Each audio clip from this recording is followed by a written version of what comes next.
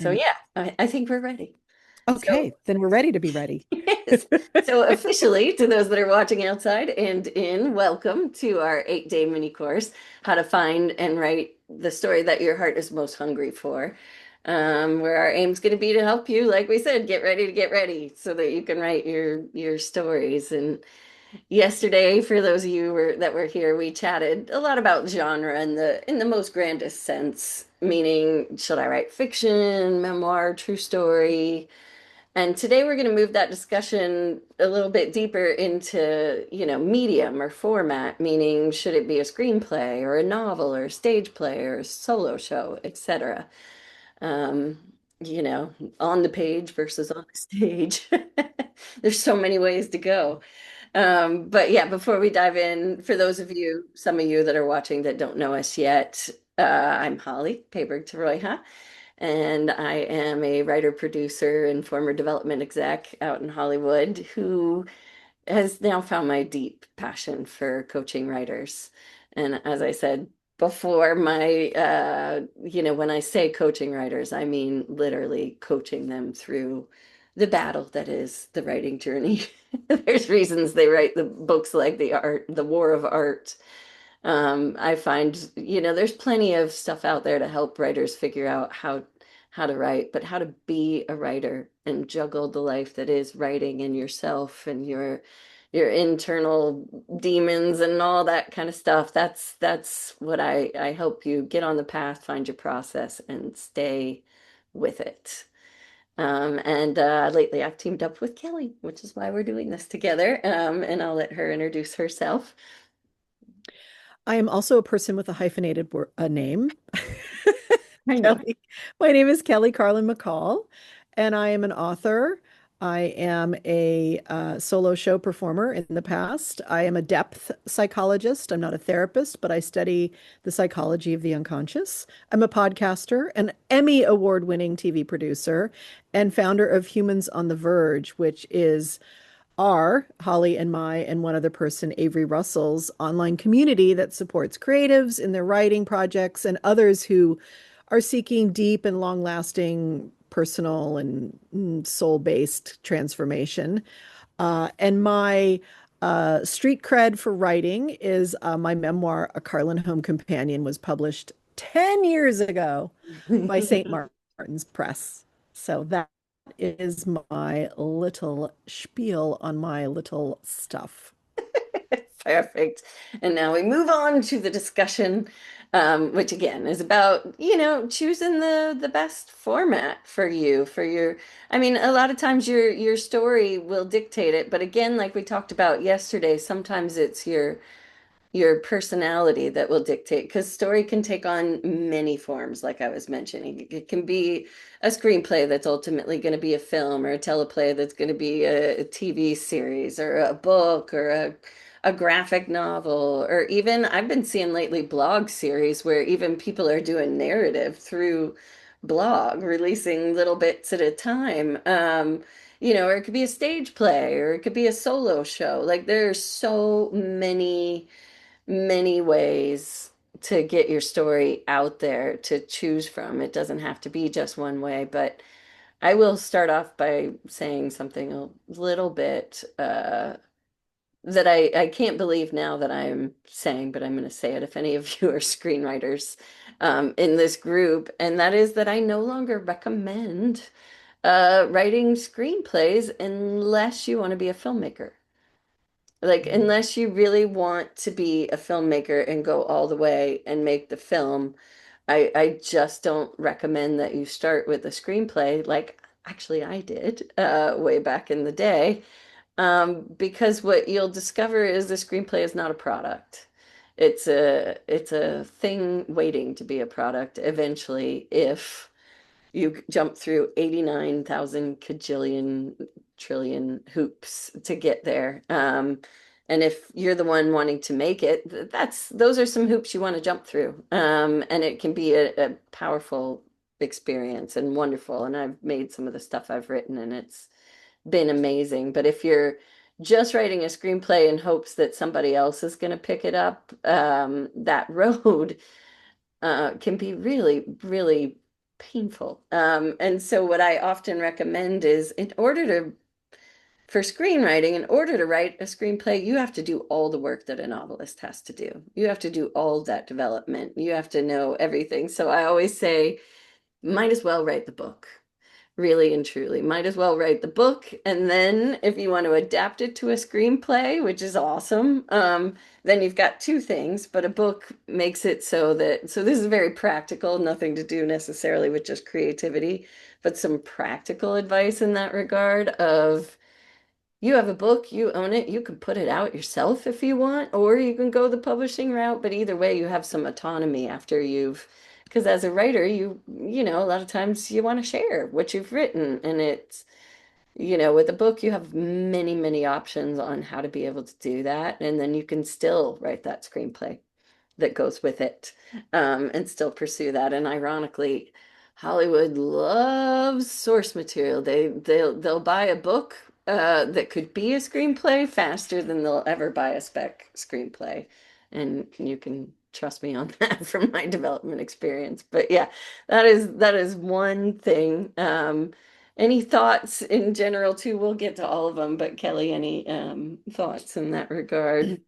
Yeah, it's such an interesting thing because uh, some part of the screenplay lure is the visual medium aspect to it, because people can see the scenes Mm-hmm. running out, and I think it can be part of a process of writing a non-visual medium in that way. It can help even with um, your plotting with a novel or working through scenes because we do think in pictures Mm-hmm. also. So but I agree, Holly, that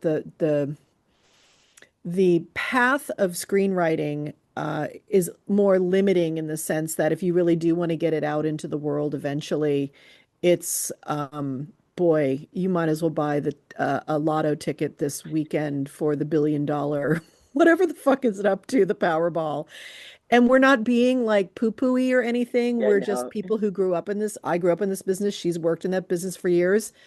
It's the most competitive market on earth. It's just as simple as that. It's just the most competitive market on earth. There's so few slots. So so yeah. And and yet it's also an interesting exercise because I ended up writing for my thesis for my master's thesis. I got to do an art piece, and then I had to write a kind of not a dissertation, but a thesis around it, describing it.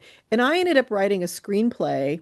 It was memoir based, but it was a screenplay totally inspired by Baz Luhrmann Oh. and his way of doing musicals. And Mm-hmm. I took the myth of Persephone and Demeter, which is the heroine's journey myth, and I told their story via kind of like Jesus Christ Superstar, Baz Luhrmann kind of ish, within musical, borrowing like Baz Luhrmann, real music that already exists, and then interwove my personal story of losing my mother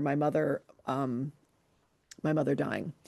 And so it was very memoir-esque. It was completely about me, but it was about this bigger archetypal connection of my story to the mythology. And I had a lot of fun writing it, and it really helped me a lot to write that because it helped me kind of own the theme and the underlying of my memoir that I would eventually do in my solo show and then my Mm-hmm. memoir. I didn't stick to it in any kind of very real way, but it helped me process and understand what was the larger story I was living into, which really informed and helped me. So it can be used, I think, as a good 100%. tool for sure. Um, Yeah, and you have to and be so precise, like you said. I mean, it really limits you in terms of you really do have to show. You can only write what is being seen and what's being heard, and you don't get to say what anyone's thinking there's no interior and life. Right, right. so There's no interior life. It's a very different type of writing. It is. You're gonna have to count on the actors and the audience to understand. Yeah, so it does challenge you, and that is a really interesting challenge. But at the same time, you said something about visual, and some people are extremely visual, and so they might be more inclined towards those mediums. But I would say, I was just pulling it up. Elmore Leonard is a novelist that's an example of like if you read his books, they're very filmic. I mean, They're totally cinematic. Yes. yeah, so you can still, it's just a style. You could still do it in book form, a very sort of cinematic where it feels like you're just seeing what he's seeing, and go that way with your book.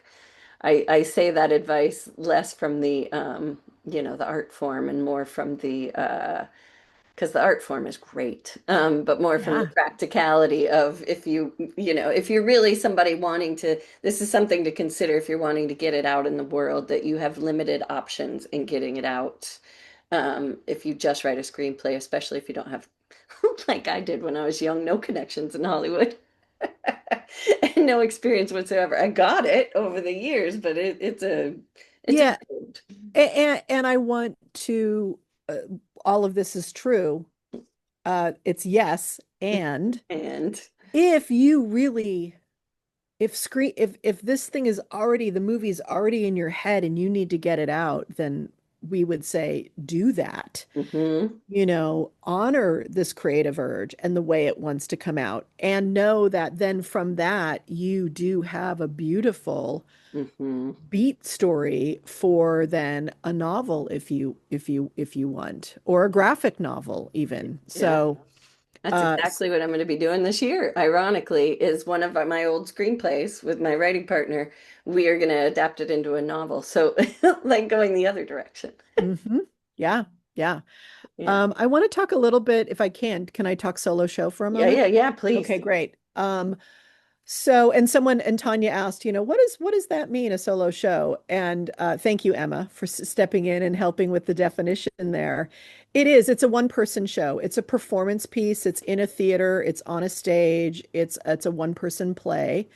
I had one of those. I had it before my memoir, and it's it's a very different medium in the sense that you are on a stage. You are talking directly to audience as the kind of the narrator of your life. And then also you are breaking into moments where you play characters.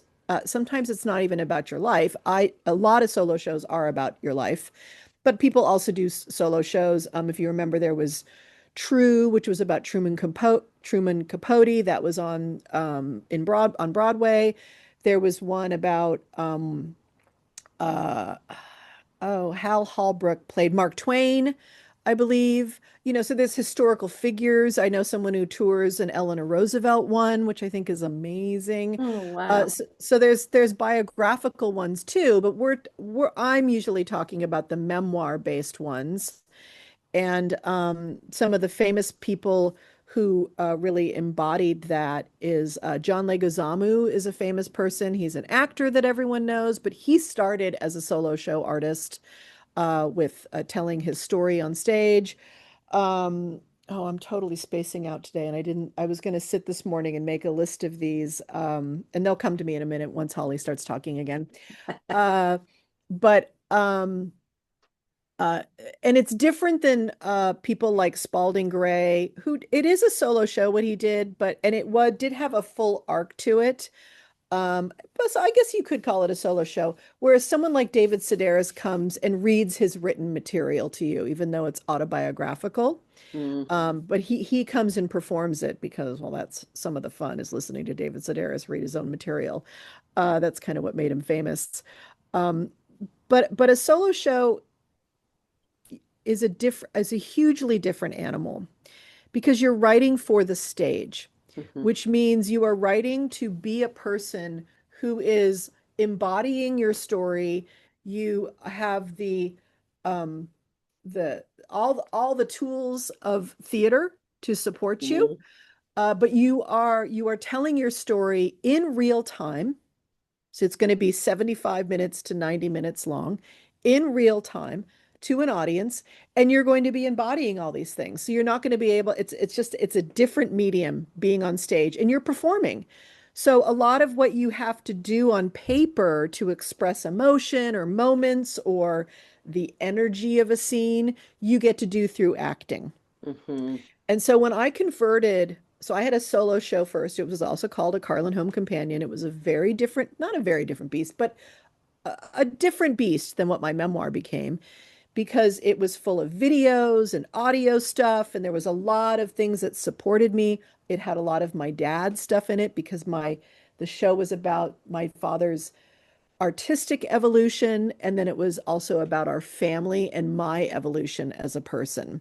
And so that was the thing. When I went to memoir, it was not that. And my editor spent a good bit of time, my first few chapters, really helping me how to take what I wrote for the stage and convert it for the page.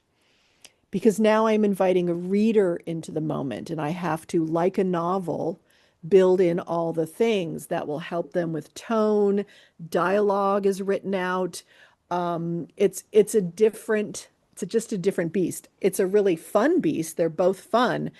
Um, and the other thing about the solo show, for me, that was my first dream. My first dream, I saw, like I said, Spalding Gray. I saw Julia Sweeney, When God Said Ha. That was a famous one. I saw Nina or Nia, the Greek, who ended up being my big fat Greek wedding film. That started as a That was a solo solo show. show. Yeah. Tom Hanks and his wife actually funded that and supported her as an artist to get that on stage. She ended up getting a movie deal out of it, And she had to had the write, screenplay ready, from and what I she had the understand. screenplay ready, right? Yeah. Exactly. That was her dream, was to make it into a movie. Mine was more to make it into a memoir. And so I saw these people and I thought I need to be on that stage doing that. Now that's part of my personal Hmm. journey. And it's actually one I'm writing about in my current memoir. Why the fuck did I need to do that? One can probably guess. But then, of course, for some people, they're like, no fucking way am I getting on a stage. And it's because it's another level of bravery and courage that has to happen. Yeah. So, I mean, that brings up the point. If you're a writer that would like to challenge yourself to stage for whatever reason you want, that might be a good medium to Yes. explore. If you want to be, I did want to be a filmmaker. So, and I loved it, every inch of it. So it was, that was a good screenplay was a good avenue for me to explore at the time. And then book is a whole, different there's very different experiences and then types of expression. When you were talking about the solo show too, it made me think, Kelly, remember we left that guy during COVID inside, was it? Um, what was the comedian he did with all the yeah, what's his name? oh, Sally, what's his name? In Bo Burnham. Bo Burnham. Oh my Yes. gosh, if you guys have not seen that, what he did during COVID, I mean, it opens your mind, and that's one of the things we want to do right now is open your mind to the possibilities of, the sky's the limit, the imagination's the limit, and you can work with the medium that you had. For a while there, I was doing web series. Yep. I did some Um, of those myself, some Yep, one-offs of and back those. in those early days, back when Twitter was fun and there was web series, we leaped off the page, and my co-writer and I, who were also performers of this one particular web series, we actually made Twitter handles for our characters, and we would talk to each other on Twitter, Oh and my God, that's brilliant. so it was like performance art, and yeah, our fans got involved in that, and would laugh because we'd be bantering back and forth all the time in character. I mean, like there's so many ways, and it really depends on your personality and your creative style and Well, and these days, I mean, content creation is everywhere, and you see so Mhm. many people who are doing characters in front of the camera and or doing, themselves in front of the camera. And so there's that too, and that is an art form and not seen just as content creation because content creation is something really separate from doing art and expressing Mhm. yourself. Mhm. Content creation takes a lot of understanding of social media and how to use it in some ways. Um, and it's a job in and of itself, trust me. Mhm. And Yeah. some people are good at being artists and doing content creation. Mhm. I think of Avery's daughter is really good at that. She's this amazing painter and she's really good at creating content. But when I was doing web series, it was Bob had a beta cam and then we would send the footage back east and they would edit it together. Nowadays we have this. So, Mhm. it's pretty amazing. You have a kind of a film studio in your phone. Um, all right. I can't anything else we want to talk I would just say, and it's about this show? also with all this conversation, it's okay to just want to be a writer and nothing else. Oh Like God, just please. words Yes. on the page. But then again, in that one, I often say choose the book form or blog form. Like I said, there's other, mediums to get your story out in. Yeah, and we're going to be talking a little bit about that tomorrow, more Yeah. about big chunky thing versus Mhm. smaller sections or smaller chunky things. So, Exactly. yeah. But yeah, we can open it up to questions.